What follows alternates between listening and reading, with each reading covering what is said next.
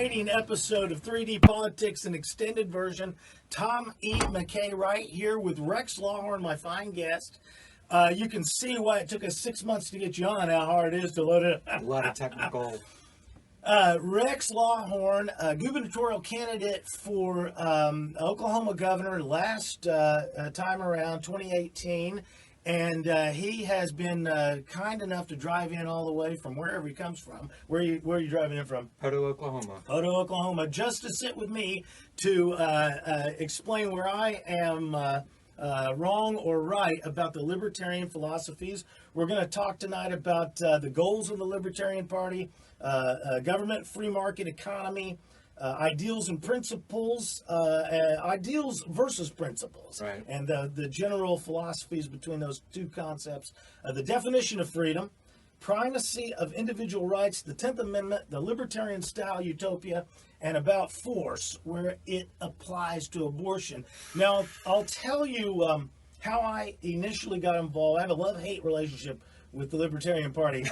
I came about learning about it 1999, 2000, Harry Brown talking about the definition of individual rights. And I grew up in a household that was invaded and destroyed by feminism, progressive liberalism, and abortion was just a thing women did. But it was the libertarian philosophy as described in 1999 that made me realize, well, you can't just kill a person even if they're living inside your womb, which brought me to this great understanding as far as I was concerned about individual rights. And so just before we get to those bigger issues of abortion, I've seen now the Libertarian Party, I feel like, is not representing itself in a way that is consistent with individual rights, but is delivering a package that is popular, more like a Marxist or a socialist delivery. So tell me about the libertarian goals where it applies to changing the behavior of man. It says in there they want to abolish fraud, etc., in the platform. Force, fraud, and coercion. It wants to remove force, fraud, and coercion from all contracts, all arrangements between individuals, whether it be a company and a company or you and I swapping a goat for a sheep for our farms or whatever. Right. The goal of the Libertarian Party overall is to see a world set free in our lifetime. That's their stated purpose, their stated direction.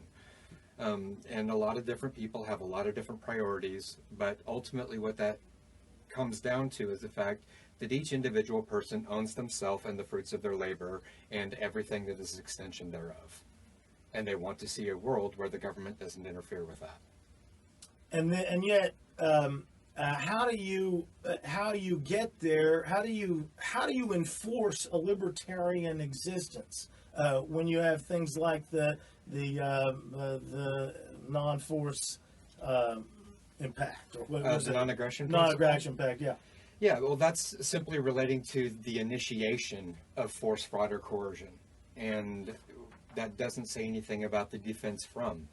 Because, I mean, if we're going to be perfectly honest about everything, there are always going to be bad actors. There are always going to be individuals who seek, through force or intimidation or some other manner, to impose their will on another or restrict the rights of another individual. And there's nothing in the libertarian movement that prevents you from defending yourself from that action, whether it be through word or force. And again, there's everything kind of cross references for me, so I don't want to make the mistake of jumping ahead in what I'm trying to say, because it's a spider web. Yeah, the idea that to banish it states in the LP platform nationally, and I don't mean to hold you to that necessarily. It's a subjective routine, and I want to learn from you as opposed to hold you to something. But this is one of the problems I have with the platform.